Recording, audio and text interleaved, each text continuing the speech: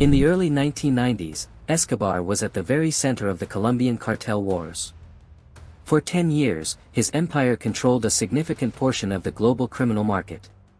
However, by 1993, he found himself in a difficult situation. Escobar had been ambitious and ruthless since childhood. Quickly rising through the criminal ranks, he became one of the richest men in the world. Yet, his empire always depended on violence. At that time, Colombia was engulfed in a brutal war. The government, supported by the United States, waged relentless campaigns.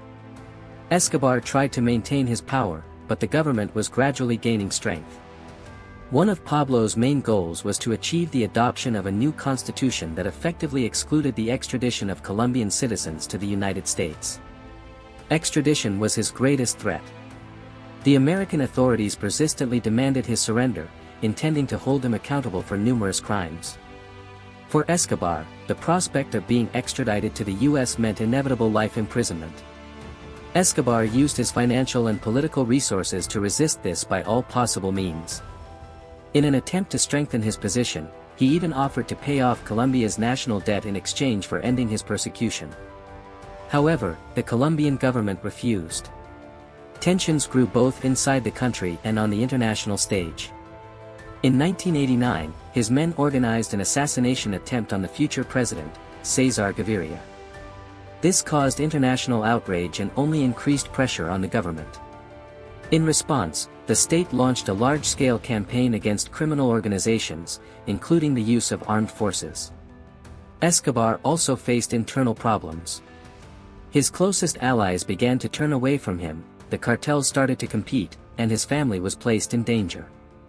At the same time, the government carried out targeted operations, destroying the infrastructure of his business and arresting his close associates.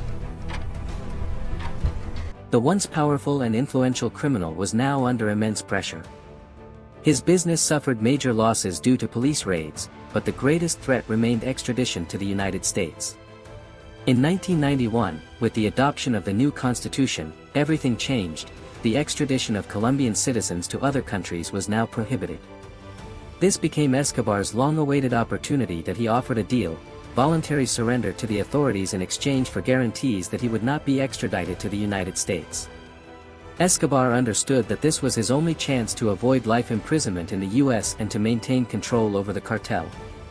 Pablo Escobar officially surrendered to the Colombian authorities, but the conditions of his imprisonment were unique. He was sent to a specially built prison.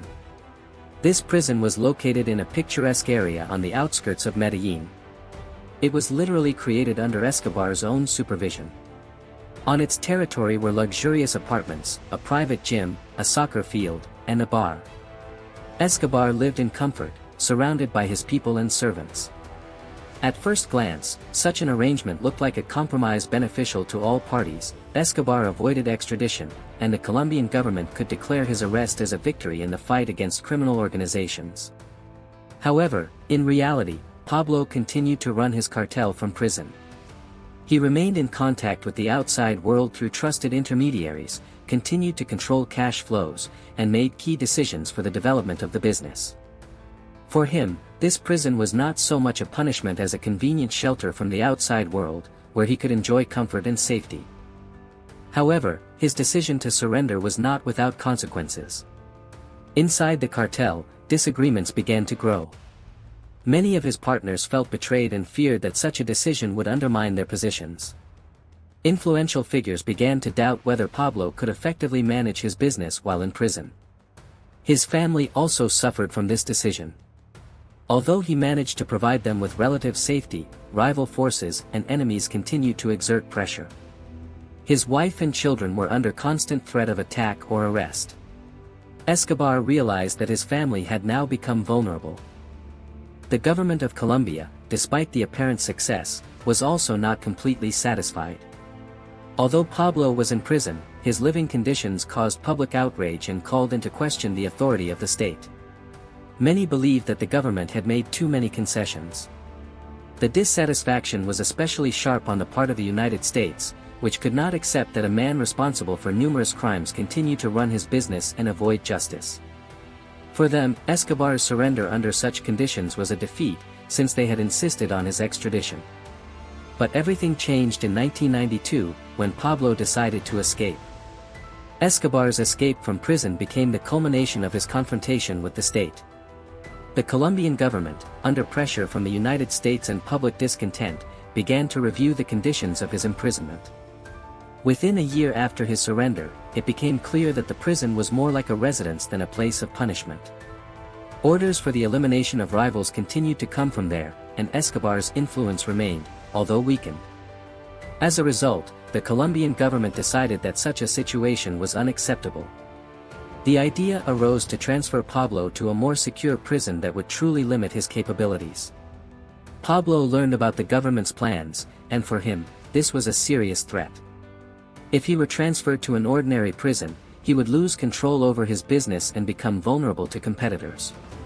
Escobar decided to escape, simultaneously realizing that he could no longer trust the government.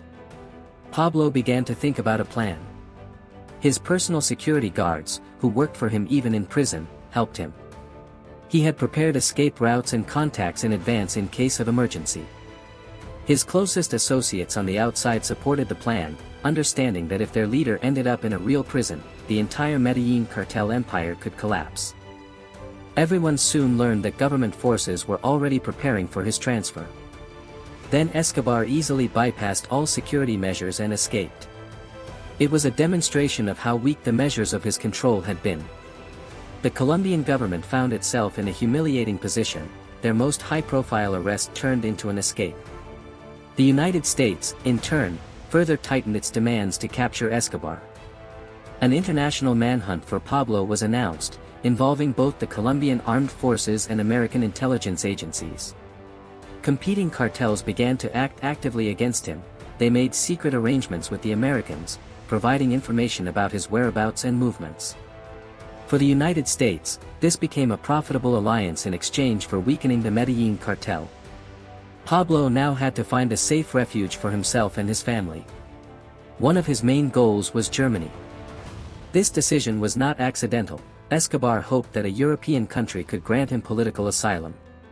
He believed that Germany, known for its bureaucracy and legal protection of refugees, could shield him from extradition.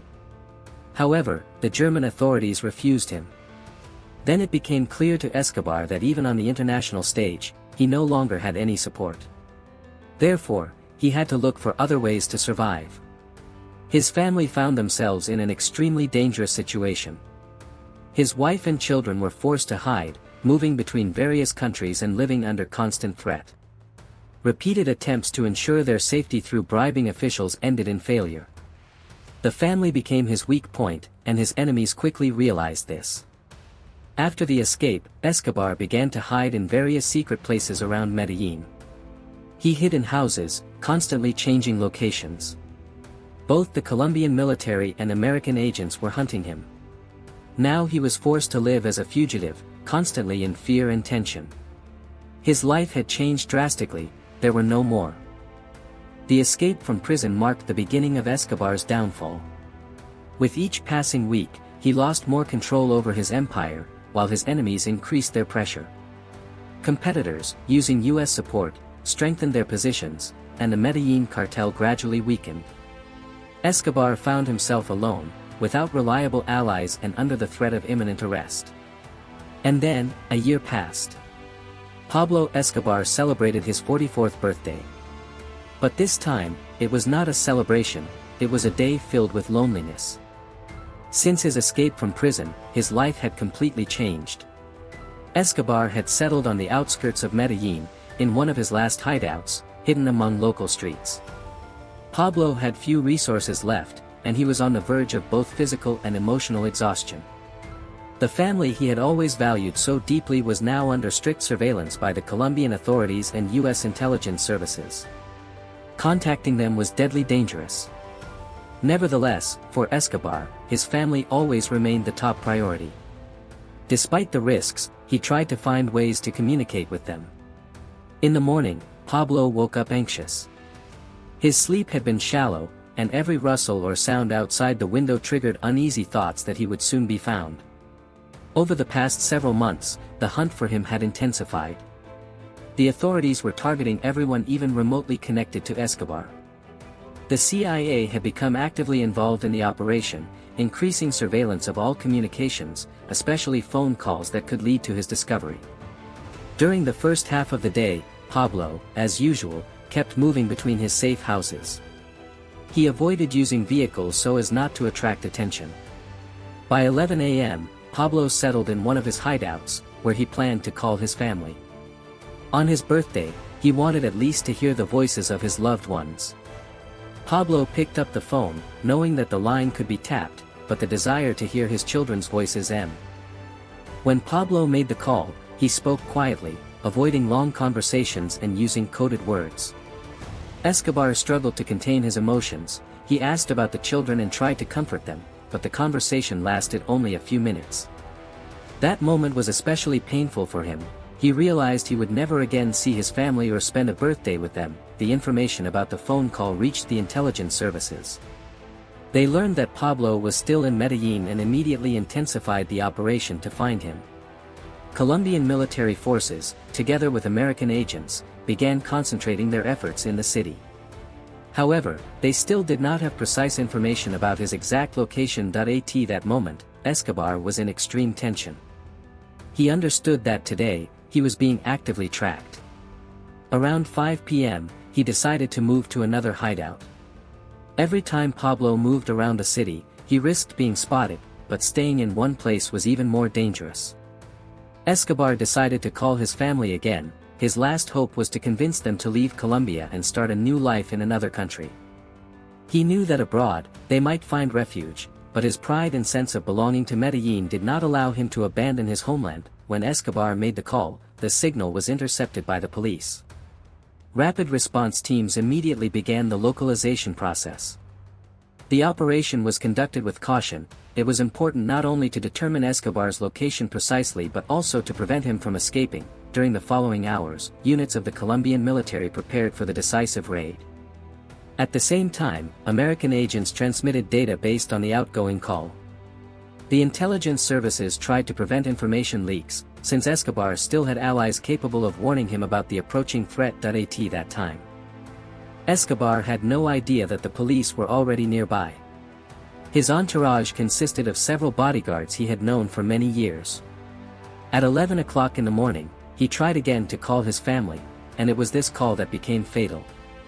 Escobar talked for about 5 minutes, which allowed the agents to determine his exact location. The signal came from a small house. The Colombian troops began to move toward the specified place. The special forces started surrounding the building, and the police approached closer and closer to block any routes for escape. Escobar, hearing movement outside, realized that he had been found. He quickly grabbed his weapon and, together with his bodyguard, went up to the second floor. The special forces stormed the house. Escobar and his guard climbed onto the roof, hoping to escape through the neighboring buildings. However, the police were ready, and a firefight broke out between them. Escobar and his bodyguard kept running. The shooting lasted several minutes. At one point, Escobar tried to jump onto the adjacent roof, but one of the commandos fired at him. The bullet hit him in the back. Soon, another shot was heard, this time to the head. As a result, Pablo died. The Colombian police and American intelligence agencies announced the successful completion of the operation. Thus ended the story of Pablo Escobar. If you enjoyed watching this video, please support it with a like and subscribe to the channel. See you soon.